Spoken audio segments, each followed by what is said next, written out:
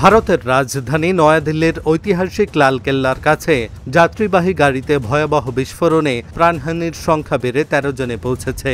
১৪ November সোমবার সন্ধ্যার দিকের এই বিস্ফোরণে আহত হয়েছেন অন্তত ২৪ জন।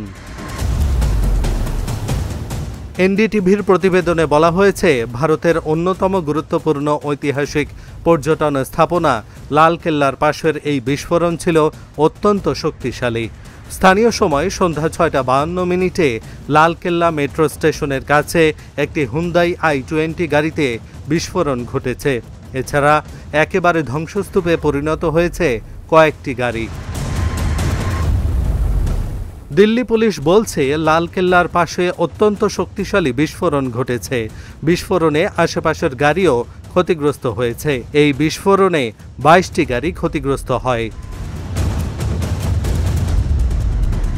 এদিকে ভারতে বোমা হামলার পরে এবার পাকিস্তানে ভয়াবহ বোমা হামলা হয়েছে। এই ঘটনায় অন্তত ১২ জন নিহত হয়েছে। এছাড়া আহত হয়েছে আরও অন্তত ২১ জন। পাকিস্তানের সংবাদ মাধ্যম জিও নিউজের এক প্রতিবেদনে বলা হয়েছে, পাকিস্তানের রাজধানী ইসলামাবাদে এক আত্মঘাতী বোমা হামলায় অন্তত ১২ জন নিহত হয়েছে। এ সময় আহত হয়েছেন আরও অন্তত ২১ জন। পুলিশ জানায়, মঙ্গলবার সকালে আদালত ভবন সংলগ্ন একটি গাড়িতে বিস্ফোরণ ঘটে। ঘটনাস্থলটি ছিল ব্যস্ত এলাকা, যেখানে সাধারণ মানুষ, আইনজীবী এবং মামলার পক্ষের লোকজন উপস্থিত ছিলেন। বিস্ফোরণের পরপরই ইসলামাবাদ পুলিশের ডেপুটি ইন্সপেক্টর জেনারেল, প্রধান কমিশনার এবং ফরেনসিক টিম ঘটনাস্থলে পৌঁছেছেন।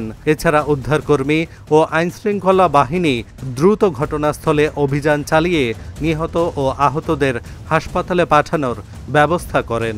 প্রতিবেদনে বলা হয়েছে, এখনও পর্যন্ত কোনো গোষ্ঠী এ হামলার দায়িত্ব স্বীকার করেনি।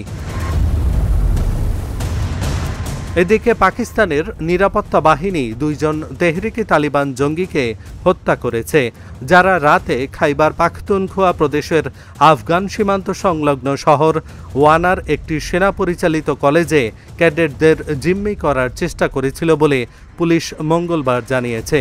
কর্তৃপক্ষের তথ্য মতে, এক আত্মঘাতী গাড়ি বোমারু ও আরও ৫ জন হামলাকারী এতে জড়িত ছিল। এহসানুল হক, ঢাকা জার্নাল।